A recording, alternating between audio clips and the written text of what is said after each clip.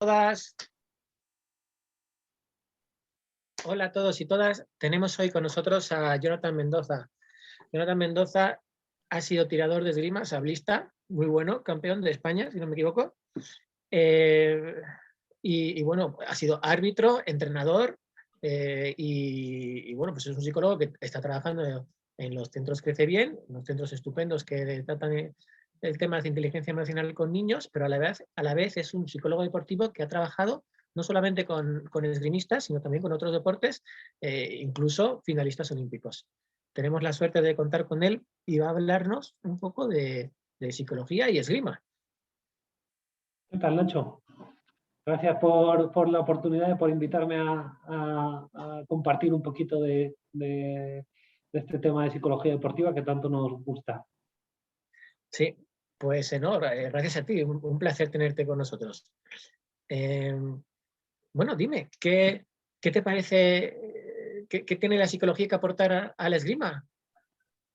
Pues como siempre que hay un deportista, siempre que trabajo con un deportista, cuando viene por primera vez al despacho, le explico un poquito la concepción del deportista que tenemos, ¿no? Entonces, yo le digo que un deportista es como una mesa que tiene 4 patas, ¿no? Que tiene una de las patas es la técnica del deportista, la otra pata sería la táctica que usa en su deporte, una tercera pata sería toda la parte física, ¿no? Su preparación física, y una cuarta pata sería su preparación psicológica, ¿no?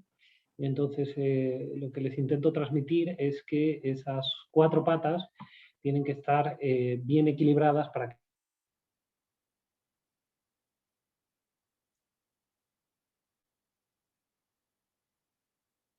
Se ha cortado, no sé si te... Sí. Perdona, Johnny, se ha cortado un momento.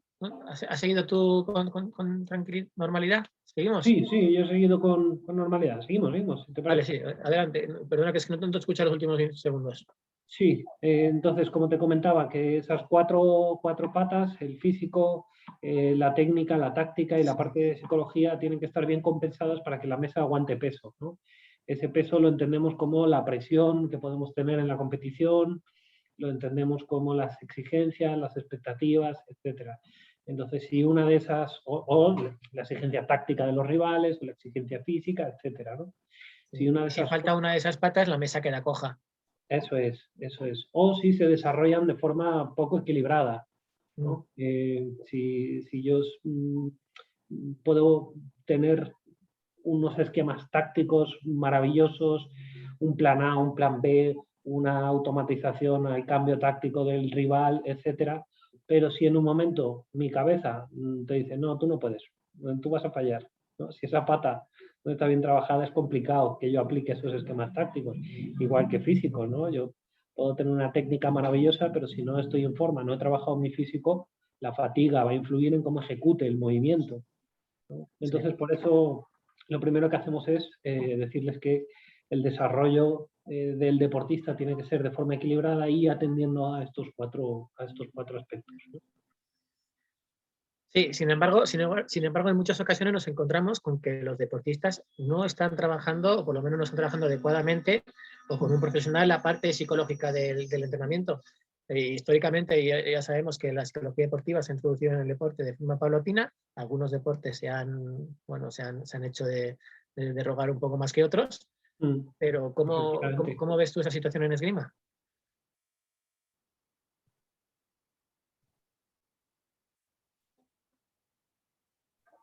Pues yo creo que la introducción de la psicología como un elemento principal dentro del entrenamiento está siendo paulatina. Hace, me acuerdo cuando yo era tirador, que no se conocía esto de la psicología deportiva, ¿no? La psicología es la que te aplicaba el entrenador. Y el entrenador tenía más mano izquierda, menos mano izquierda, le daba más importancia al método o no. Y ya se empezaba a ver el tema de la preparación física, ¿no? Que bueno, que podía ser importante. A día de hoy cualquier persona en cualquier deporte, más o menos medio alto o alto nivel, ya tiene muy en cuenta el tema de la preparación física. Quizá la psicología puede que vaya 10 años por detrás del preparador físico, ¿no? Pero yo creo que ella se está introduciendo, se está sistematizando su uso dentro del deporte, ¿no? Y lo que es más importante y que a mí personalmente me encanta, y es que se está metiendo su uso en la categoría de formación, ¿no? Que yo creo que eso sí cambia, de verdad, formas de pensar, sí cambia, sí abre puertas, ¿no? El tuyo es un caso muy interesante porque tú has sido entrenador, has sido un entrenador psicólogo que aplicaba la psicología dentro del entrenamiento, pero luego a la vez también has sido un psicólogo que daba un apoyo externo a deportistas que tenían su entrenador, su maestro. ¿Cómo de diferente es trabajar como entrenador aplicando la psicología que aplicar la psicología a un tirador o tiradora que tiene otro maestro? Parto de que la idea de que el trabajo con el tirador tiene que ser un trabajo en equipo, ¿no? Un trabajo multidisciplinar. Para trabajar en equipo necesitamos muy buena coordinación, necesitamos muy buena comunicación, necesitamos un gran compromiso, necesitamos ser complementarios y necesitamos confiar mucho en el trabajo de los demás, ¿no? La regla de las 5 Cs. Entonces, a mí yo creo que el trabajo con los entrenadores, he trabajado con diferentes entrenadores, sobre todo de deportes de combate, de taekwondo, de judo, de esgrima, de boxeo, etc. Y la verdad es que es fascinante verlo desde los dos puntos, ¿no? He tenido la suerte de verlo desde el punto de vista de entrenador. En ese momento yo era tutor de prácticas de los alumnos del máster de psicología deportiva. Entonces, venía el alumno de prácticas, él era el psicólogo y yo trabajaba con él como entrenador. Entonces, tienes que encontrar esa comunicación, tienes que encontrar cómo acoplar todo siempre en beneficio del deportista, ¿no? Por ejemplo, yo como entrenador puedo ver que estamos haciendo un ejercicio y poner énfasis en la corrección de esto. Él como psicólogo ve que en ese mismo ejercicio hay que poner énfasis en la otra corrección. Entonces, los dos, en corregir otra cosa, perdón. Entonces, los dos tenemos que estar muy coordinados para saber cuál es el objetivo final con ese ejercicio, ¿no? Pero si consigues coordinarte con el psicólogo, es el doble de enriquecedor, ¿no? Y es el doble de beneficioso para el deportista, que al final es por lo que estamos ahí, ¿no? Es el objetivo, que ese deportista sea la mejor versión de sí mismo. Sí, esa coordinación ha demostrado ser compleja en muchas ocasiones. ¿Darías algún consejo a aquellos entrenadores que van a trabajar con un psicólogo deportivo o psicóloga deportiva? Sí. Uno, no perdamos de vista el objetivo. El objetivo siempre es el deportista, siempre es la persona que tenemos delante y que confía en nosotros para ayudarle a sacar su mejor versión, ¿no? Nunca puede ser una lucha de egos, a ver quién mejora más al deportista. No, siempre el objetivo es que el deportista mejore. Entonces, si eso no se pierde de vista, todo es mucho más fácil, porque todos sabemos hacia dónde hay que remar, ¿no? Y entonces, no perder de vista que es más lo que nos une que lo que nos separa. Y lo que nos une tiene que ser el rendimiento del deportista. Si no nos salimos de ahí, si no perdemos eso de vista, todo es más sencillo, ¿no? Y luego dos, es clave tener la mente muy abierta, ¿no? Tener la mente muy abierta y saber que todo puede mejorar. Saber que el ejercicio que yo llevo 20 años aplicando y que me enseñaron, se puede mejorar. Y también muchas veces el que viene nuevo, que suele ser el psicólogo, ¿no? Saber que tiene la oportunidad de aprovechar todo el conocimiento adquirido de ese entrenador, ¿no? Que probablemente sea mucho más que el suyo en el deporte en el que se está metiendo, ¿no? Viene alguien de fuera de la esgrima a analizar la esgrima y a apoyar la esgrima. No desprecies el conocimiento adquirido que tiene ese entrenador de hace 20, que lleva 20 años haciéndolo, ¿no? y sea una esponja y absórbelo, y entre los dos crear algo mucho más beneficioso para el deportista. Sí, es muy importante entender el trabajo en equipo entre los entrenadores. Comentabas las distintas especialidades deportivas en las que habías trabajado, pues todas de combate. Sí. Tienen que tener similitudes también a nivel psicológico. ¿Cuáles son los aspectos más importantes de la psicología en los deportes de combate y más específicamente en la esgrima? Pues normalmente hablo de habilidades psicológicas básicas, ¿vale? Yo hablaría de 5 habilidades psicológicas básicas.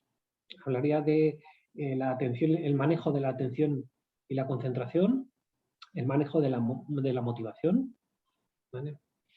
El manejo del control de activación. Perdóname, es que a veces escribo mientras lo comento para no irme. Atención, concentración, motivación, control de activación, trabajo en el pensamiento negativo y la toma de decisiones. ¿Vale? Serían los 5 aspectos clave a trabajar en esa pata de la psicología, ¿no? Si dividimos la pata que queremos construir por las 5 partes que la componen, para mí serían estas, ¿no?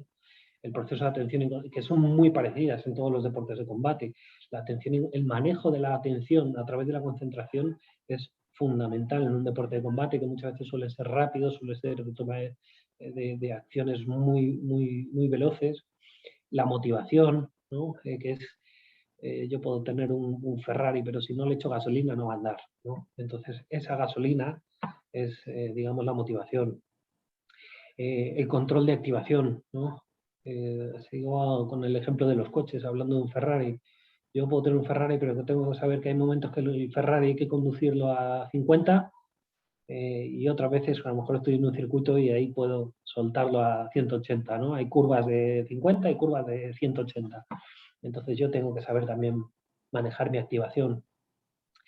El pensamiento negativo, ¿no? El pensamiento que puede ser un gran aliado y que es necesario, pero también a veces puede ser complicado de gestionar, ¿no? Cuando la cabeza está en medio de un asalto y te meten 2 tocados y ves que te remonta y dices, Dios que se me viene encima, ¿no? Que además no sé qué hacer, ¿y ahora qué hago? Etcétera, ¿no? Y el proceso de toma de decisiones en los deportes de combate, la toma de decisiones yo creo que es lo que distingue a los buenos de los mejores, ¿no? En el alto nivel todo el mundo sabe hacer sexta y octava de forma fulminante, a la velocidad de la luz y con una técnica maravillosa, ¿no? Pero el que decide en el momento adecuado cuándo es el momento de hacer sexta, el que sabe plantearlo, el que sabe tomar esa decisión, ese es el que pone el que enciende la lucecita, ¿no? Hace poco me hablaban del tenis como el deporte más solitario que existe. Y lo explicaba en los términos de que un partido de tenis dura muchísimas horas. Sí. Estás solo, no tienes a nadie a tu alrededor en una distancia considerable, ni siquiera a tu rival, y estás en esa situación durante horas. Y a mí no se me ocurría ningún otro deporte en el que realmente tuvieras esa soledad. Cada deporte tiene su particularidad.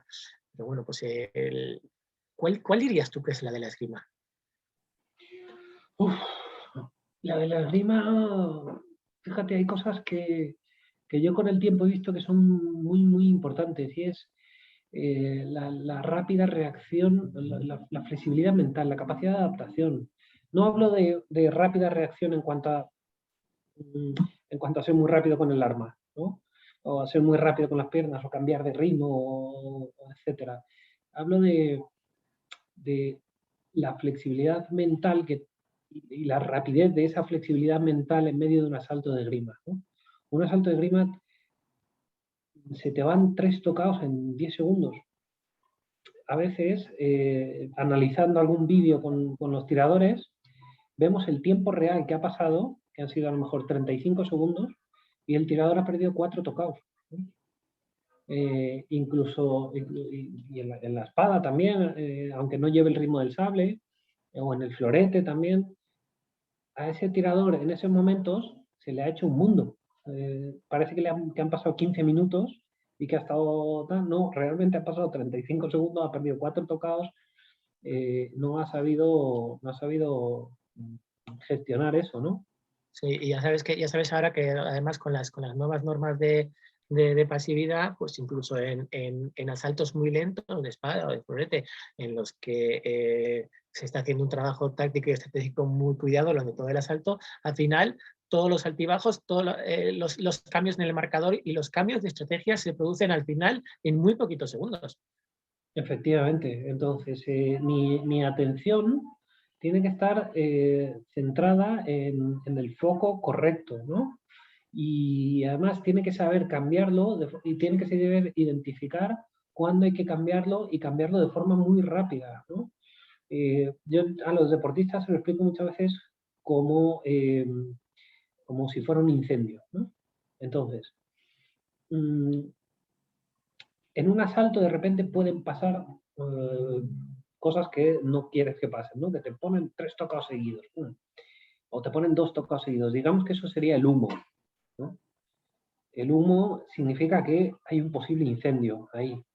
Entonces, si tú tienes un plan de evacuación diseñado, entrenado y automatizado, tienes muchas más oportunidades de salir con vida de ese incendio, ¿no? Cuando has visto el humo. Entonces, lo primero, claro, sería aprender a identificar cuál es el humo, ¿no? Cuáles son las señales que me indican que hay un posible incendio. Lo segundo, poner en marcha ese plan de evacuación. Y ese plan de evacuación, siempre hablamos de que tiene 2 fases, ¿no? Una que influye en la activación, una que es controlar la activación, porque si cuando veo el humo entro en pánico, probablemente me bloquee, probablemente no sepa dónde está la salida de emergencia, hacia dónde acudir, etc. Entonces, lo primero es controlar ese nivel de activación. Y una vez he controlado ese nivel de activación, aplico la dirección, ¿vale?, adecuada para salir de esa situación, ¿vale? Entonces, por un lado, entra ese trabajo en control de activación a través de cambios de foco, a través de respiración, a través de rutinas de conducta que paren el asalto, etc. Y en el momento que yo sepa que esa activación estoy en la zona todavía que yo controlo, ¿vale?, ahí aplico mi plan de evacuación, que es a lo mejor un cambio táctico, que es a lo mejor una variación técnica, etc. Ahora, todo ese plan de evacuación tiene que estar pensado, entrenado, tengo que hacer simulacros de incendio en los asaltos, en el entrenamiento, etcétera. ¿Para qué? Para que cuando llegue el momento de la competición y de repente se declare un incendio, yo diga, tranquilos, que yo soy el jefe de bomberos aquí, que yo sé manejarme en estas situaciones, ¿no? Sí, sí, veo 2 claves en lo que estás contando. Una que es la anticipación, es decir, el estudiar la situación, diseñar los planes de acción, entrenarlos y ir aplicándolos luego paulatinamente en situaciones de más estrés o de más autenticidad hasta llegar a la competición, incluso Claro, a alta competición. Y luego ponerlo en práctica, que es eso es, manejar la activación, tomar la decisión. eso es. El, pero bueno, yo tengo una pregunta aquí. Cuando manejas la activación, cuando controlas la activación que tienes, o sea, tienes que tener la activación bueno, pues si podemos recordar lo que significa la activación, que es pues más que es el estado óptimo de respuesta en el que puede tener, que puede tener una persona enfrentada a un determinado estímulo, ¿no? ¿Podríamos definirlo así? Eso es. Fíjate, te voy a compartir la pantalla y voy a hacer un pequeño dibujo, ¿vale?, para explicarte un poco el tema de la activación, ¿vale? Perdóname que dibuje así, pero con el cursor no es sencillo, ¿vale? Entonces, este eje sería mi rendimiento, ¿vale? Sí, Si mi rendimiento es bajo o mi rendimiento es alto, ¿no? Es si soy capaz de dar lo mejor de mí o no. y este sería el grado de activación. Vamos a poner que nuestro indicador es en pulsaciones. ¿Vale? Hay otras formas, esto sería el grado de activación. Aunque hay otras formas de medir la activación, como por ejemplo a través de la sudoración, pero uno que puede ser muy útil para todos los entrenadores o para todos los deportistas sería el de las pulsaciones. ¿Vale? Porque es muy fácil de medir, porque lo podemos trabajar con un pulsómetro, que hoy en día por 20 euros lo tienes en cualquier tienda, ¿no? Sí. Nosotros, si tiramos un asalto a 60 pulsaciones por minuto, ¿no? Pongamos que aquí está 60 pulsaciones por minuto, nuestro nivel de rendimiento no va a ser el más alto, ¿no? Estoy un poquito frío para un asalto, para ganar un asalto, ¿vale? Quizá pueda ganar a uno medio manco, pero un asalto de los de verdad, de los que te estás entrando, te lo estás jugando a entrar en las medallas, no lo ganas estando a 60 pulsaciones por minuto, ¿no? Igualmente, si estoy a 200 pulsaciones por minuto, quizás esté pasado de vueltas, ¿vale? Que quizás en ese momento entre la fatiga o esté muy nervioso, esté bloqueado, no maneje bien mi atención, etcétera, ¿no? Entonces, si a 60 pulsaciones por minuto estoy muy frío y a 210 estoy muy pasado, tiene que haber una zona entre medias en la que yo estoy a gusto tirando, en la que yo estoy sintiéndome cómodo con mi cuerpo. No tengo, perdón, estoy activado, pero no estoy pasado de vueltas, ¿no? A esta zona en la que yo me muevo bien y me muevo a gusto, le llamaríamos zona de rendimiento óptimo, ¿vale? Y esa es una zona que no tiene mucho misterio, que podemos encontrar, ¿no? Que todo el mundo sabe cuando está tirando, más o menos, pues mira, ahora estoy bien, a este ritmo sí aguanto todo el asalto, a este ritmo tal. Entonces, controlar la activación se basa en saber encontrar esa zona y tener las rutinas indicadas para cuando estoy fuera entrar y cuando me he salido volver a ella. Bien, toda la vida, dime. Sí, te escucho. Continúa, por favor. Toda la vida hemos hecho esto, pero muchas veces no hemos sido conscientes como deportistas, ¿no? Cuando yo llego a una competición y me pongo a calentar, yo estoy haciendo una rutina que me está sacando de aquí, me está metiendo aquí, o ese es el objetivo del calentamiento, ¿no? Cuando yo estoy muy cansado y fijo un poquito al árbitro que me duele un poquito el tobillo, a veces los que eran muy pícaros, que fingían que les dolía un poco el tobillo para coger aire, normalmente eso lo hacías ya cuando estabas cerquita de la retirada, ¿no? Que ya...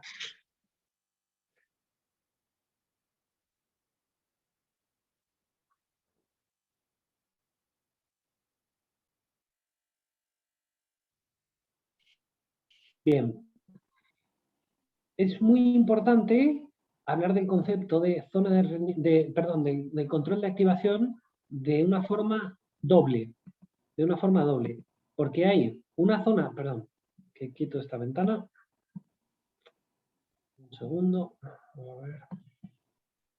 Vale. Porque hay una zona de activación que es objetiva, ¿no? A través de las pulsaciones, y también tenemos que ver nuestra activación mental, ¿no? Yo puedo estar a 150 pulsaciones por minuto, perfecto para tirar, perfecto para tal, y mentalmente puedo no estar activado o puedo estar sobreactivado, ¿no? Entonces, una de las claves del control de activación es ajustar la zona de activación física y mental. Por ejemplo, cuando yo llego al calentamiento, yo me he despertado por la mañana, desayuno, ya me noto un poquito más nervioso, me voy de camino a la competición, ya mis nervios están subiendo, llego al polideportivo, veo a los rivales, hay algunos que me ponen nervioso, empiezo a correr, ¿no? Ya me cambio, empiezo a correr, hago ejercicios de movilidad articular, probablemente me cambie, empiece con los desplazamientos, me ponga con el trabajo por parejas, descanse un poquito, tire unos asaltos, descanse un poquito antes de la pull y empiezo, ¿no? Sí. Esta sería una curva de mi activación física, pero mi activación mental quizás no esté aquí. Quizás cuando yo me despierto y cuando me voy a desayunar estoy aquí. Y cuando voy de camino al polideportivo, y además es el momento en el que muchas veces notamos esas mariposas en el estómago, ¿verdad? De camino a la competición, ya estoy aquí y subo. Y llego al polideportivo y muchas veces hace frío y noto que las piernas están un poquito más, no están como en la sala, ¿no? Están más rígidas, noto que me cuesta más estirar, y ya veo al que me ganó en la otra competición y ya empiezo a hacer los ejercicios por pareja y veo que la pull es más difícil de lo que yo pensaba y mira por dónde va mi activación y al final tengo mi zona de rendimiento óptimo, que la quería poner aquí, he hecho muchos ejercicios muy bien, pero mentalmente estoy pasado, ¿no? Entonces no solo se trata de controlar esta parte física, se trata de trabajar también en la parte mental. Si yo, por ejemplo, cuando voy de camino al polideportivo, tengo una música que he elegido antes, que es una música que me tranquiliza, quizá no suba hasta allí, quizá esté por aquí. Si además lo combino con un buen trabajo de respiración en el autobús, tú lo sabes, Nacho, vas a una Copa del Mundo, te metes en el autobús en el hotel y vas con los alemanes, con los polacos, con los italianos, con los franceses, con ese que tiene un campeonato del mundo, ese tiene un europeo, ese no sé qué, ese está en mi pool, además, etcétera, ¿no? Si tú cambias el foco de atención y te vas de ahí a la música que tú previamente has elegido, que sabes que es una música que te deja más tranquilo, si además nadie se entera y yo aquí estoy haciendo mi respiración y voy trabajando, ya no es que suba aquí y no es que no pretendo bajarla aquí, simplemente pretendo que esté más cerquita de donde a mí me viene bien, ¿vale? Si cuando llego al polideportivo, fíjate, me siento tranquilo, pero ahora es mi momento empieza la acción.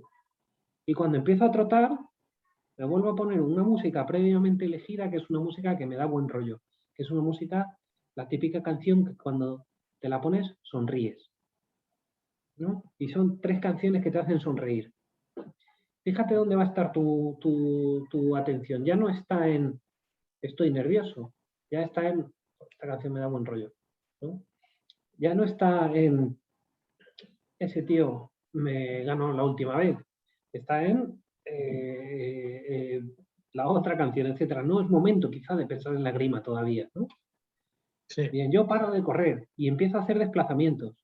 Y si en los desplazamientos ya no solo son hacer marcha, romper, paso, fondo, etcétera, sino que como yo controlo muy bien mi activación mental y mi activación física, los desplazamientos que uso en el calentamiento están orientados a la táctica que yo quiero poner en marcha ese día. Si yo voy a ser más ofensivo, más defensivo, más contraofensivo, tengo mi rutina preparada.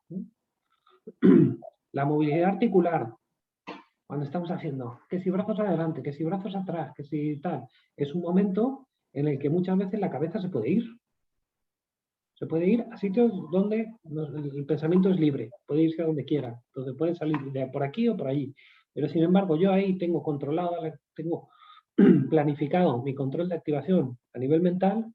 Lo que hago, por ejemplo, muchas veces es contar 10, 9, 8, 7, 6, 5, 4, 3, etcétera. No podemos pensar 2 cosas a la vez, ¿no? Entonces, tengamos la mente centrada en aspectos positivos, ¿no? O aspectos positivos o por lo menos aspectos neutros, ¿vale? Si yo estoy contando de 10 para abajo, de 100 para abajo, de 3 en 3, 100, 997, 994, 991, 900, etcétera. En mi cabeza no van a entrar otro tipo de pensamientos durante ese tiempo. Con lo cual, ¿qué estoy haciendo? Mantener la activación aquí abajo. Mantenerla cerca mientras subo mi activación física. ¿vale? Todo ese calentamiento puede ser diseñado, puede ser entrenado, es un traje a medida. No hay un calentamiento que sea, este es el calentamiento maravilloso y que a todo el mundo lo deja fantásticamente listo y preparado para la competición. No. Los calentamientos son trajes que se tienen que diseñar a medida.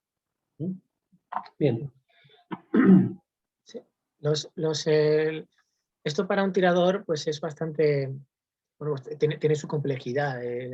Hay que conocerse, hay que saber qué cosas funcionan, qué cosas no funcionan, se va ganando con la experiencia. Desde el punto de vista del entrenador, que ya conocen bastante bien a sus tiradores, muchas veces desde pequeños incluso, y pues, ya tienen un grado de conocimiento de la persona que posiblemente con más facilidad que ellos, desde fuera, ven si están un poco pasados, si están demasiado tranquilos. ¿Cómo puede un entrenador ayudar a los tiradores a obtener su nivel de activación óptimo? Pues yo partiría siempre de la educación al principio, o sea, de la formación. Enseñarles desde pequeñitos a tener rutinas competitivas, ¿no? Las rutinas de competición se entrenan, ¿no? Nos va a ayudar que cuando son M15 nos va a ayudar a entrenar el calentamiento un día en la sala, ¿no? Entrenar el calentamiento de la competición. Y llegamos a la competición habiendo entrenado ese calentamiento. Nos va a ayudar a desarrollar hábitos entre asaltos, ¿no? Porque a veces pensamos, no, la activación solo hay que controlarla antes de la competición, ¿no? La activación hay que controlarla antes de la competición, entre los asaltos de la pool. Cuando termina la pool y va a empezar la directa, entre directas, etcétera, ¿no? En los parones. Yo recuerdo, seguro que tú lo has visto también, Copa del Mundo, tiran la final de 8, hacen el parón para las medallas y cuando vuelve a tirar la semifinal dices, pero ¿quién es este tirador? ¿No? Estaba tirando la final de 8 y hubiera ganado la competición si la competición sigue, ¿no? Y de repente le han metido un parón de 2 horas y media y vuelve y es otro tirador, ¿no? Y no se le ha ido la grima, no se le ha ido el punto de forma que tiene ese día, no se le ha ido sus conocimientos tácticos, simplemente no ha sabido gestionar eso para volver a entrar en la zona de rendimiento óptimo en el momento en que tenía que hacerlo. Entonces, el tema de la gestión de la activación es una cosa que se hace durante todo el día de la competición. Y eso tiene que venir entrenado, ¿no? Y para entrenar eso es mucho más fácil que tú, desde que eres pequeñito, sepas pues este tipo de rutinas, ¿no? Que hay que realizar, que el entrenador, que luego es verdad que cada uno tiene su... va a derivar, ¿no? A mí me viene muy bien no tirar asaltos antes de una competición, fantástico, ¿vale? Son trajes a medida, pero a la competición hay que ir de traje, ¿no? Entonces luego ya el traje será beige, será de 3 botones, de 2, de 1, etcétera, ¿no? O de pantalones cortos como el de LeBron James. Pero de traje hay que ir a la competición, ¿no? Y el traje hay que probárselo y hay que meterle el bajo, etcétera, ¿no? Volvemos al concepto inicial de que hay que prepararlo, hay que trabajarlo, hay que entrenarlo de antemano. No sirve ir a la ambición y decir voy a hacer esto estupendamente si no lo has trabajado anteriormente, porque es muy difícil que salga. Efectivamente. Y luego hay un segundo aspecto, además del control de activación, que es fundamental en el trabajo, que es el tema de la atención y la concentración, ¿vale? Yo muchas veces digo, bueno, ¿cuál es la diferencia entre estar atento y estar concentrado, ¿no? Y ahí he escuchado 2000 respuestas diferentes, algunas muy imaginativas. Vamos a definir un poquito, la atención sería la capacidad de percibir estímulos, ¿no? Tanto externos como internos, sería eso, la capacidad que tenemos de percibir estímulos. Y la concentración sería la capacidad que tenemos de manejar la atención en función de nuestras necesidades, ¿no? Cuando yo estoy muy concentrado, soy capaz de manejar mi atención y pasar de estar atento al otro tirador a lo que dice el árbitro.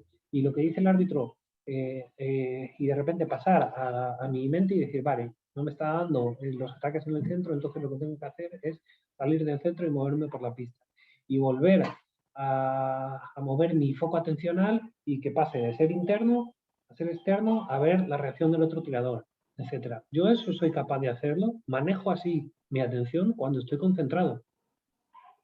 Si no estoy concentrado, no voy a ser capaz de manejar mi atención, ¿no? El típico tirador que protesta al árbitro y el 80% de las veces pierde el siguiente tocado, ¿no? 80-85. ¿Por qué? Porque no ha sabido cambiar el foco. Él sigue con su foco probablemente en forma interna, en mi enfado, ¿no? Estoy enfadado con el árbitro, estoy enfadado con el árbitro, estoy enfadado con... Toma, otro tocado. Yo tengo una historia que refleja un poco esta parte de atención y concentración. Es una experiencia personal. Un campeonato del mundo junior, yo había salido muy bien de las pools, había salido del número 4 de las pools y estaba en una de las primeras directas, 64 o algo así sería. Todavía estamos en pistas a pie de, donde pasa gente alrededor muy cerquita, el árbitro está muy cerca de la pista y yo estaba tirando a un buen nivel, perfectamente concentrado y a tope. Posiblemente con el foco de atención mal ubicado, y voy a decir por qué. Yo estaba en el lado derecho, es decir, enfocando, mirando al árbitro, yo soy diestro, entonces yo estaba ahí mirando al rival, pero un poquito más mirando al árbitro que al aparato. Y estaba en el centro de la pista, justo a la altura del árbitro, cuando el árbitro se rascó el ojo, la nariz, no sé qué, se rascó y levantó la mano. Yo vi el gesto de levantar la mano y inmediatamente me quedé parado, entendiendo un alto. Me vino el tocado enseguida, como si estuviera dándole clase. El siguiente tocado, y claro, yo ahí a protestar al maestro Arnero. Dije, pero no puedes estar, eres el árbitro, estate quieto. En fin, por echar balones fuera, porque realmente yo creo que ahí podríamos hablar del foco de atención, luego lo analizamos. Y el siguiente tocado, me tropecé, me caí, y no solo pero toqué, me quitaban el punto y además me sacaron una tarjeta amarilla. Efectivamente, ahí tu foco ya estaba, que si en el árbitro, que si tal, y a lo mejor no estaba en mantener tácticamente el asalto donde lo estabas, queriendo tener, ¿no? Entonces ahí nosotros tenemos que distinguir, tú lo has hablado hace un momento, hay dos cosas que son fundamentales ahí. Conocer los focos atencionales, ¿vale? Y dos, conocer los tipos de estímulo a los que podemos atender y jugar con eso, ¿no? Mi atención siempre tiene que atender, vaya la redundancia, a los estímulos relevantes positivos, ¿no? Y tiene que ignorar, ¿vale? los estímulos o los no relevantes, o convertir los que no me vienen bien, convertirlos en no relevantes, ¿no? Me explico. Vamos a empezar por el tema de los focos atencionales. Yo tengo foco atencional externo y tengo un foco atencional interno, ¿vale? Hay estímulos que nos vienen desde fuera y hay otros que nos vienen desde dentro, ¿vale? Dentro del foco atencional externo y también del interno puede haber estímulos que sean, un foco atencional más amplio, ¿vale? En el que no entro mucho al detalle de lo que me quedo, y un foco atencional más estrecho en el que sí entro a los detalles, ¿vale? Por ejemplo, cuando yo entro al polideportivo por la mañana, llego y de repente lo veo grande, con sus gradas, con sus pistas, etcétera, pero no entro en detalle de, anda, mira, el color de las barandillas es verde, ¿no? Ahí estoy usando un foco atencional amplio, externo, ¿vale? Cuando yo estoy tirando con el otro y estoy atento a la reacción de su muñeca, ¿vale? Si yo hago una finta y veo si reacciona más arriba o más abajo, estoy usando un foco atencional externo estrecho, ¿vale? Luego hay foco atencional interno, ¿vale? Los estímulos provienen de dentro de mí. Cuando estoy atento a mi fatiga, que es una sensación muy general, ¿no? Decir, qué cansado estoy, es que este otro se mueve un montón y yo estoy muy cansado, ¿no? Estoy haciendo un foco atencional más interno amplio. Cuando en mi cabeza de repente viene el pensamiento de no puedo, me gana, me va a ganar, me va a ganar. ¿No? Es un foco atencional interno estrecho. ¿Vale? Yo puedo usar esos 4 tipos de focos. ¿Vale? Y ser consciente de en cuál estoy en cada momento. ¿Vale? ¿Cuál estoy usando en cada momento? Y ver, una vez que soy consciente, lo que tengo que hacer es aprender a entrenar. ¿Vale? Uno, entrenar, mantener el foco en el correcto, para que si estoy en el correcto, nada me saque de ahí. Y 2, entrenar los cambios de foco atencional, para que si me he ido a uno que no tengo que usar, ¡pum!, cambiarlo al siguiente. ¿Vale? Y luego también tengo que distinguir los estímulos. ¿Vale? Yo, si pongo mi atención sobre un estímulo, estoy haciendo un estímulo relevante. ¿Vale? Si estoy dejando otros estímulos, los estoy convirtiendo en estímulos no relevantes. ¿Vale? Sí. Ahora, hay estímulos en una competición que son positivos para mí, que me ayudan a construir un mejor rendimiento, como pueden ser las indicaciones de mi entrenador, como pueden ser el análisis del juego táctico del otro, como puede ser el análisis de sus fallos técnicos, como puede ser el terminar un asalto, ¡pum!, mi rutina de posasalto, agua, secarme el sudor, respirar 30 segundos, etcétera, etcétera, ¿no? Entonces, eso sería estímulos positivos a los que tengo que atender durante la competición. Y luego hay estímulos que no son positivos. A lo mejor el fallo de un árbitro, un comentario de un rival, un comentario del entrenador, del otro equipo, etcétera, ¿no? Si yo dejo entrar esos estímulos negativos y los convierto en relevantes, van a afectar a mi rendimiento. ¿Vale? Y afectan a mi rendimiento porque soy yo el que les está dando la atención. En el momento que mi atención dice, uff, esto es un estímulo destructivo, fuera, cambio de foco atencional, y me voy a otro que sí sea constructivo para mí, ¿no? Y todo eso lleva mucho entrenamiento, y todo eso lleva mucha... ¿Nos compartes algún entrenamiento que podría llevar a cabo un entrenador que trate alguno de estos temas de los que estamos hablando? Sí. El mantener el foco atencional a través, por ejemplo, del autodiálogo es importante. ¿Vale? Cuando yo... A veces puede parecer un poco de autómatas, ¿no? O de Rayman, ¿no? Pero es importante aprender a mantener el diálogo, perdón, mantener un autodiálogo positivo. En las competiciones hay mucho autodiálogo. El tirador habla mucho consigo mismo, continuamente. Y creemos que ese diálogo muchas veces es inconsciente o no tenemos la sensación de que podemos controlarlo. Sin embargo, se puede trabajar, ¿no? Hay un deportista, seguramente todos conocerán, ¿no? Rafa Nadal es una persona que tiene muchísimas de esas rutinas para mantener el foco atencional. Fíjate, no solo las rutinas que hace, por ejemplo, cuando va a sacar, ¿no? Los típicos gestos que se toca una camiseta, se toca el otro, se saca el calzoncillo, etcétera, etcétera, ¿no? Todo eso son rutinas para mantener el foco atencional, ¿no? Cuando se sientan en los descansos entre los puntos, tres tragos de agua y 2 de isotónica, el no sé qué y el no sé cuánto. Todo eso son rutinas para mantener el foco atencional, ¿no? Y los cambios de foco atencional están basados en lo que hablábamos antes, cuando veo humo. Cuando me acostumbro a ver el humo, cada vez lo puedo ver desde más lejos.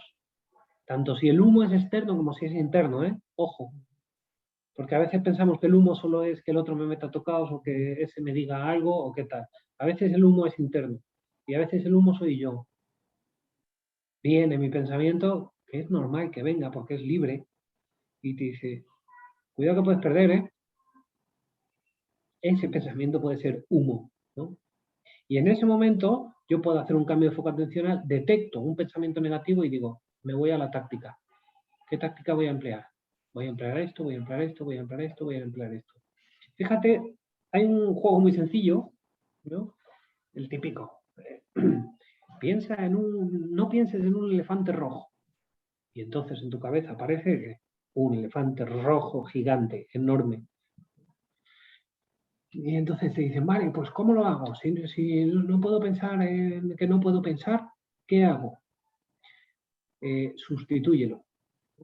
Entonces, si no quieres pensar en un elefante rojo, lo mejor que puedes hacer es pensar en uno naranja, y después en uno verde, y después en uno amarillo, y después en uno negro, y después en uno morado, y después en uno blanco, y después en uno, etcétera, etcétera, etcétera. Y así es mucho más difícil que que el elefante rojo aparezca, ¿no?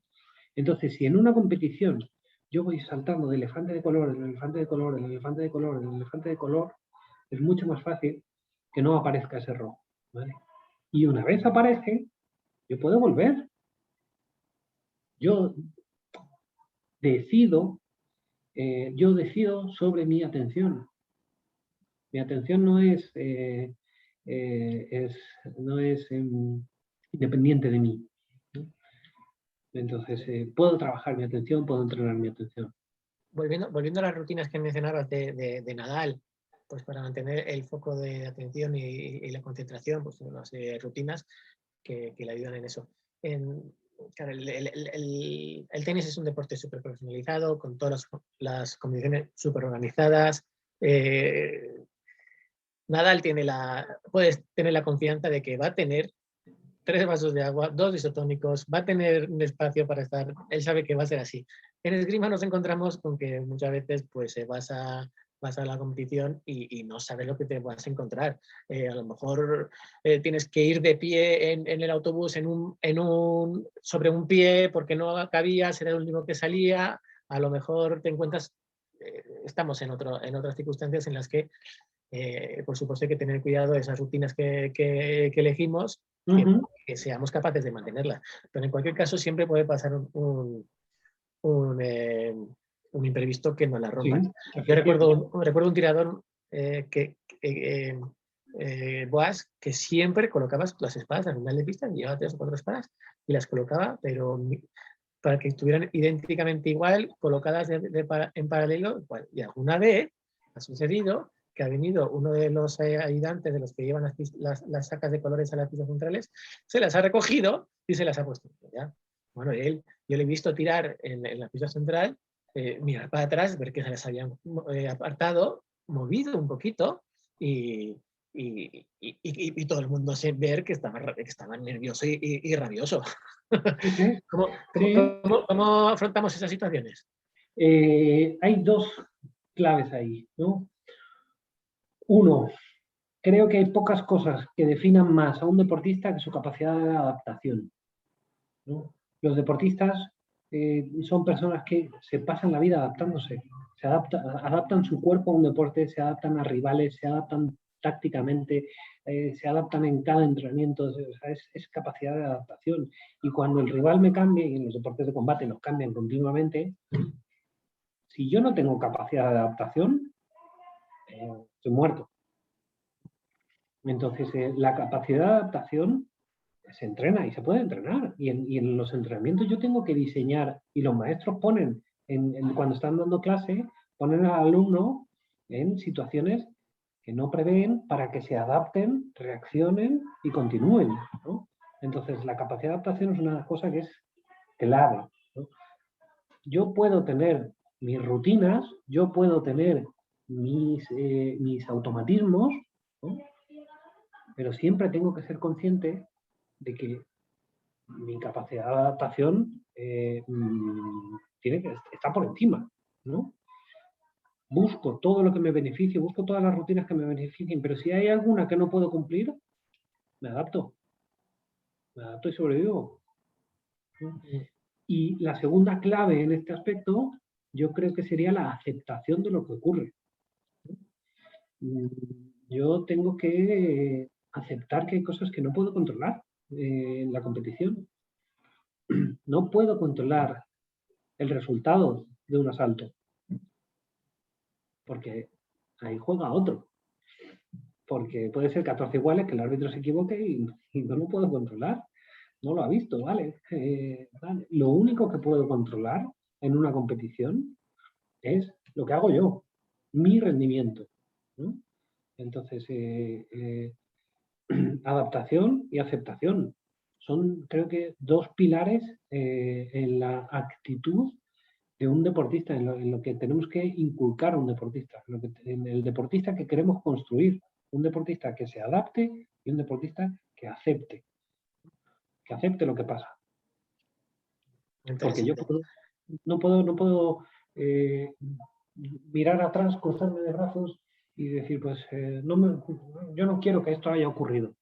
Yo no quiero que se haya equivocado.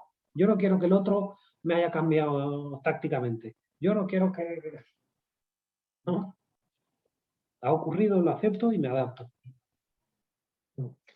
Estamos hablando de conceptos psicológicos que intervienen en la esgrima, en los cuales podríamos estar trabajando eternamente. Son conceptos en los que nos podemos llegar a especializar a un nivel increíble. Sin embargo, no sé qué piensas tú, pero yo tengo la sensación de que el rango de beneficio, en función del entrenamiento, del trabajo que hacemos, cuanto más trabajamos, menos vamos ganando, ¿no? Como pasa en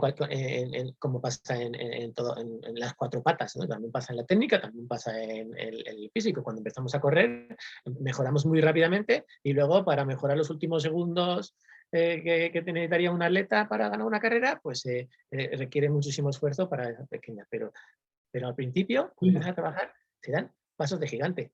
Y yo lo he vivido muy especialmente con la técnica de respiración. De respiración y de activación. Es algo que no he trabajado excesivamente, pero he trabajado un poco y he sentido que con muy poquito esfuerzo he obtenido unos beneficios muy, muy grandes. A veces también por recursos, los maestros pues no tienen a un profesional de la psicología que pueda trabajar en profundidad estos temas. ¿Cómo podría un entrenador trabajar las bases para por lo menos tener esa introducción, esos primeros beneficios del entrenamiento psicológico y esa también preparación para que los tiradores y las tiradoras puedan el día de mañana empezar a trabajar con un psicólogo deportivo con una base? Pues mira, estoy totalmente de acuerdo contigo. Al principio, cuando empiezas a trabajar algo, los pasos se dan muy rápido, ¿no? Y luego el margen de mejora que tienes cuando ya has trabajado es mucho más pequeño. Pero yo completaría eso y diría que en esos momentos en los que los márgenes de avance ya son muy pequeños, ya estamos hablando de niveles más altos, y ahí, y creo que estarás de acuerdo conmigo, es donde los detalles marcan la diferencia. Ya la diferencia entre un tirador y otro ya no es muy grande, es detalles, ¿no? Y si no hemos invertido esa cantidad de esfuerzo en ganar esa mínima pizca de rendimiento, esa pizca de rendimiento que no hemos ganado es la que a veces marca la diferencia, ¿no? Entre los que se cuelgan la medalla y los que se van a casa a seguir trabajando, ¿no? Yo creo que eso es importante. Yo para los entrenadores les recomendaría pues, tres tipos de... Hay tres trabajos que se pueden hacer de forma muy sencilla, ¿no? y que pueden dar muy buenos beneficios. Uno sería el trabajo en el control de activación, ¿vale? Tanto, uno, descubrir cuál es la zona de rendimiento óptimo, ¿vale? Ver en qué zona se mueven bien sus tiradores. Ver, oye, este tirador es que se mueve muy bien entre 160 y 180. Y que el tirador sea consciente de que tiene que activarse un poquito más. Somos más inteligentes o encontramos más maneras de las que pensamos, ¿no? Cuando somos conscientes. Si yo sé, y lo he visto en los entrenamientos, que me muevo bien entre 160 y 180 y soy un tío medianamente listo, haré una rutina de ejercicios que sé que me dejan bien, ¿no? E intentaré competir ahí. Entonces, controlar, intentar identificar dónde está esa zona de rendimiento óptimo. Dos, un trabajo de respiración, que es muy sencillo. El aprender a respirar es bastante sencillo. Gracias a Dios vivimos en la época de la información, del conocimiento. Puedo aprender 20 técnicas para aprender a respirar. Hay 20 vídeos que me van a ayudar, ¿no? 3. Me encanta el trabajo con música. Todo esto relacionado con el control de activación, ¿vale? Me encanta el trabajo con música. Hoy en día todo el mundo va con sus cascos y con su móvil, ¿no? Tener identificadas alguna lista que me haga estar tranquilo antes de la competición o que me haga evadirme de la competición. Bien, ahora no necesito mi atención durante este momento de la competición. Voy a dejarla libre y me pongo con mi música. Vale, ahora sí necesito mi atención y me pongo una música que me active y que me haga pensar en la táctica del siguiente asalto, etcétera, ¿no? Entonces, el trabajo en identificar la zona de rendimiento óptimo, el trabajo en enseñarles a respirar, son 5 minutos, bueno, miento, 3 minutos antes de empezar a entrenar, 3 días a la semana, y ese chaval o esa chica en 3 meses está sabiendo encontrar sus momentos para respirar, sabiendo parar un asalto, etcétera, ¿no? Entonces, la zona de rendimiento óptimo, la música y la respiración. En cuanto al trabajo de atención y concentración, sería muy bueno trabajar rutinas de competición con ellos. Rutinas para antes de empezar la competición, ese calentamiento, rutinas para antes de empezar, para antes de llegar al polideportivo, ¿vale? Rutinas para cuando termina la pool. ¿Qué vamos a hacer cuando termina la pool? Hacemos esto, esto y esto. Bien, y en mi escuela yo puedo crear que los que pertenecen a esa escuela trabajamos de esta manera cuando termina una pool, ¿no? Rutinas entre asaltos, ¿no? Terminas un asalto, si has ganado, lo que tienes que hacer es hidratarte, descansar y cambiarte de camiseta y calcular el tiempo hasta el siguiente asalto para volver a trabajar tu activación. Si lo que has hecho es perder, pues te duchas, reflexionas y luego apoyas al compañero en el siguiente asalto para trabajar la motivación entre compañeros también, etcétera, ¿no? Etcétera.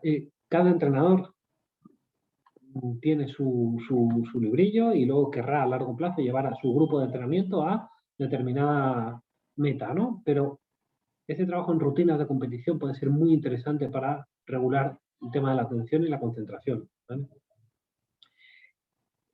Y por último, ser muy consciente de este esquema. El esquema percepción, decisión, ejecución. Perdón. Toda acción deportiva, de cualquier deporte, se basa en percibir, decidir y ejecutar, ¿no? El deportista ve la situación en la que está, toma la decisión de la acción a realizar y la ejecuta de determinada manera. Bien, una clave de los entrenadores tiene que ser saber qué está trabajando, ¿vale? Hay ejercicios en esgrima, sobre todo, en los que solamente es pura ejecución. Se ponen a dar clase y es quinta respuesta, quinta respuesta, quinta respuesta, quinta respuesta, cuarta respuesta, cuarta respuesta, cuarta respuesta, ¿no? Sexta octava, sexta octava, sexta octava. Vale, estoy trabajando la ejecución. Bien, pero si yo estoy trabajando la ejecución, esa ejecución, el estímulo que le estoy dando, tiene que ser perfecto. Porque le estoy enseñando ante este estímulo, esta respuesta. Y ahí hay poca decisión. ¿Vale? Es un tipo de ejercicios, fantástico. Luego tengo otro tipo de ejercicios que te digo, a ver, ante este estímulo puedes hacer esto o esto. Y la ejecución no me importa tanto. Vale, muy bien, aquí le estoy enseñando a decidir. Fantástico. Y hay otros ejercicios en los que solo le enseño a distinguir entre diferentes estímulos, para que no te la hagan. Si te hacen esta acción a esta distancia, no reacciones. Si te hacen esta, reacciona. Entonces, los ejercicios que hace el entrenador siempre tienen que tener un sentido. Y ese sentido se lo vamos a encontrar aplicando este esquema: percepción, decisión, ejecución. Incluso para el análisis de los errores del alumno. Este alumno está cometiendo errores de percepción, está cometiendo errores de decisión o está cometiendo errores de ejecución. Porque los ejercicios que yo le aplique para corregir esos errores serán diferentes. Si simplemente es un tema de ejecución, se puede poner a entrenar hasta en el plastrón. Pero si es un tema de decisión, probablemente yo tenga que trabajarlo más en clase y enseñarle a decidir bien, enseñarle a ver qué estímulos llevan a esta decisión y qué estímulos llevan a esta. Y luego ya en un nivel súper avanzado y súper maravilloso y súper ya de mega cracks, trabajar percepción, decisión, ejecución con fatiga, por ejemplo. ¿Con qué, perdona? Con fatiga. Con fatiga. Cuando Sí. el alumno esté cansado. Que ya diga, mira, si viene un león por esa puerta, ni siquiera correría, ¿no? Pues ahí, en ese momento, entrenas el tipo de decisiones que va a tomar, ¿no? O incluso con presión, con los compañeros de entrenamiento mirando, o con alguien que le impresione mirando, y que sea capaz de mantener su atención en los procesos de percepción, decisión, ejecución. Esto ya sería el nivel catacrack. Yo solía hacer un trabajo individual durante las sesiones físicas, las que eran de resistencia, pues cuando estás llegando al límite, pues también te cuesta un poco más pensar, ya no vas, cuando estás terminando la carrera ya no estás pensando en tus cosas, qué vas a hacer durante el día, qué tienes que comprar, yo qué sé, cuando ocupas tu mente, sino que estás ya un poco monótonamente contando 1, 2, 1, 2, voy a terminar, llego, porque ya te está costando pensar. Utilizaba esos momentos para plantearme cuestiones tácticas. ¿Qué sistema táctico voy a utilizar en la siguiente competición? Para obligarme a pensar en esas situaciones. Había un ejercicio, perdóname, había un ejercicio que me encantaba, el de las pirámides de desplazamientos que hemos hecho todos, que siempre hemos estudiado, ¿no? Entonces, mientras haces la pirámide de desplazamientos, el entrenador, por ejemplo, plantea situaciones de asalto. Te acaban de dejar corto 2 veces, ¿qué haces? Si tú mientras tanto ya llevas un par de pirámides hechas, a toda velocidad, estás con las piernas que te van a reventar, te acaban de dejar corto 2 veces, dime una acción que puedas hacer. Pum, pum, pum, y el entrenador además cuando daba la palmada, cuando la acción era correcta, daba la palmada, todo el mundo la hacía. Esa acción, ¿no? Entonces, y otra vez, y volvíamos a hacer la pirámide. Y pim, pim, pim, pim, y palmada. Y es un tirador muy defensivo. ¿Cuál es la preparación que tienes que hacer para empezar el tocado? Etcétera, ¿no? Y enseñarles a pensar en fatiga. Hombre, ese ya es uno de los niveles grandes, elevados, ¿no? Pero primero trabajar en ese esquema de que el alumno sepa percibir, decidir y ejecutar, y qué ejercicios, en qué estoy potenciando en cada uno de esos ejercicios, creo que es una de las cosas que puede hacer mucho beneficio para los tiradores. Genial. Recapitulando un poco, hemos hablado de que la toma de decisión es un apartado tremendamente importante en la esgrima, como deporte en el que en muy poquito tiempo hay que tomar decisiones y para ser capaz de tomar esas decisiones hay un montón de cuestiones que tener en cuenta que hay que llevar entrenadas, hay que conocer, como el foco de atención, la activación, la respiración, ¿qué más cosas hemos hablado? La atención y la Hay que concentración. trabajar la motivación, la atención, la concentración, hay que trabajar el pensamiento negativo, hay que trabajar... entran tantos factores. Por eso está apasionante, ¿no? Y la clave es que hay que llevarlo entrenado con anterioridad. ¿Podemos decir algo sobre la toma de decisión en concreto? Siempre queremos llevarlo preparado, pero siempre nos van a sorprender. Siempre va a haber que ser capaces. Tú hablabas también de la clave de que los tiradores tienen que ser capaces de adaptarse y adaptarse adaptarse a las nuevas circunstancias y ser capaces de ser flexibles y tomar esas decisiones. En psicología deportiva pasa un poquito como en la preparación física. Las cosas no son compartimentos estancos, ¿no? Si yo gano fuerza, afecta a mi resistencia, si trabajo la flexibilidad va a afectar a mi agilidad, si trabajo mi agilidad va a afectar a mi coordinación, etcétera, etcétera, etcétera, ¿no? Si yo trabajo el control de activación, va a influir en cómo manejo mi atención, ¿no? Si trabajo el cambio de foco atencional, va a influir en cómo manejo la activación.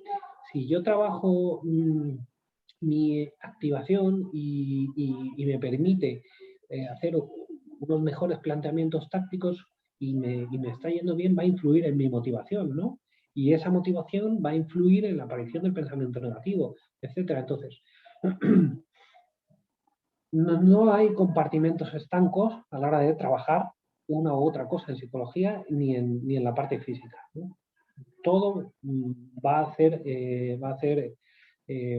mella en todo, ¿no? Entonces, hay que saber bien por dónde empezar a trabajar, hay que saber cuál puede ser la continuación de ese trabajo. Por eso es tan importante la figura del psicólogo dentro de la planificación deportiva, ¿no? Igual que la figura del preparador físico. Porque si empezamos trabajando en control de activación, yo sé que a partir de ahí voy a poder trabajar la atención y la concentración en la segunda parte de la temporada, ¿no? Entonces, y eso se lo tengo que transmitir al entrenador. Y al entrenador tengo que decirle, mira, nos estamos centrando en las rutinas, en no sé qué, no sé cuánto, para que cuando tú hayas asentado los esquemas tácticos en la primera parte de la temporada, en la segunda podamos trabajar juntos la flexibilidad táctica, ¿no? Entonces, de septiembre a diciembre, tú como entrenador le das estos esquemas tácticos de cuando somos ofensivos trabajamos así, cuando somos defensivos trabajamos así, cuando somos contraofensivos trabajamos así, ¿no? Sí. Y llegamos a diciembre, y en diciembre ya hemos trabajado eso y hemos trabajado el control de activación. Entonces lo podemos juntar. Y a partir de enero nos centramos en la flexibilidad táctica. Cómo cambiar de un esquema a otro o cuándo cambiar de un esquema a otro. Y entonces el psicólogo, en los mismos entrenamientos o en los mismos ejercicios, también puede hablar de los cambios de foco atencional. Paso de ser externo porque he analizado el asalto a interno, que es mi análisis táctico. Externo, interno, externo, interno. Claro, llega marzo y ya nos podemos meter, a lo mejor, más a nivel de entrenamiento en fatiga. Flexibilidad táctica entrenada en fatiga. Llega junio y tenemos un gran tirador. Porque lo hemos trabajado de forma coordinada, nos hemos comunicado, los dos estamos comprometidos, hemos hecho un trabajo complementario, ¿no? Claro que sí. Sí, sí. Y bueno, y en cualquier caso, aunque el maestro o la maestra no tenga los conocimientos suficientes para entrenar de forma avanzada en psicología deportiva, solamente el hecho de trasladar los conceptos, el hecho de compartir que existen esas y cuáles son sus funciones y para qué sirven y cómo se relacionan entre sí, ya aporta mucho valor al deportista, ¿no te parece? Eso es, eso es. Lo que hablábamos al principio, un entrenador con la mente abierta, es mucho mejor entrenador, ¿no? Genial. Pues para ir terminando, quería preguntarte o introducir un último concepto, el de cómo ha cambiado la esgrima a lo largo de los años, hacia dónde crees que va, qué crees que va a tener más importancia en el futuro o está teniendo más actualmente desde el punto de vista del entrenamiento deportivo, psicológico. Qué pregunta tan difícil. No sé yo si...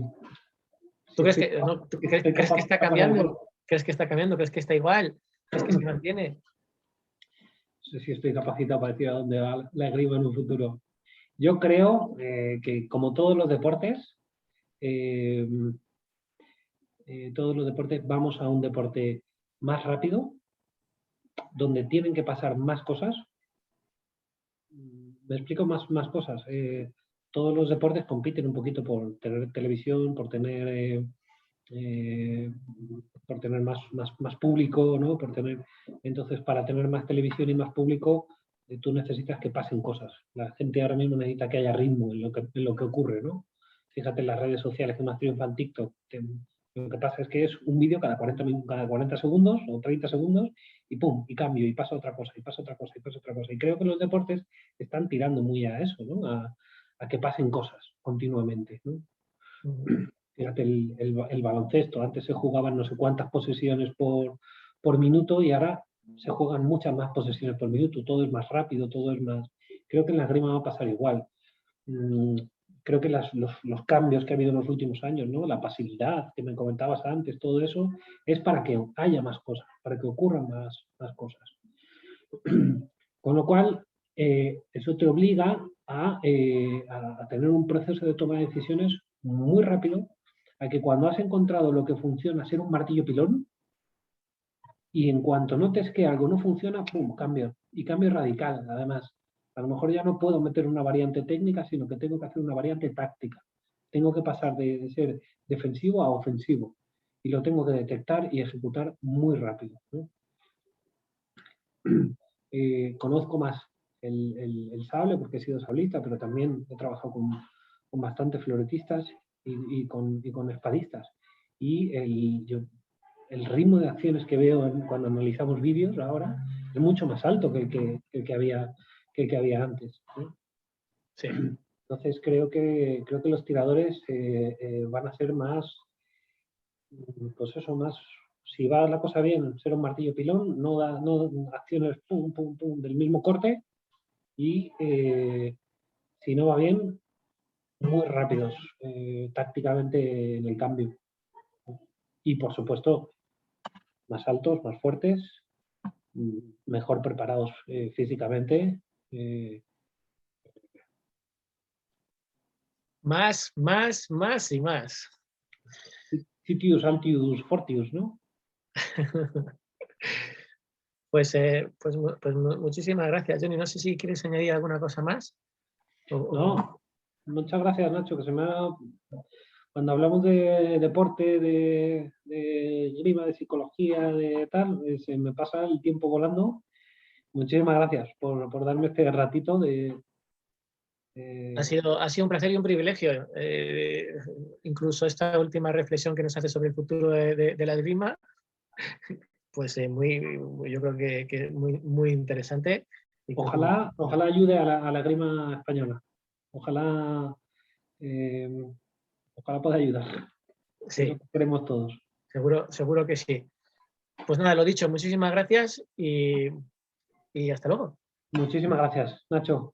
Un abrazo muy fuerte. Un abrazo a todos.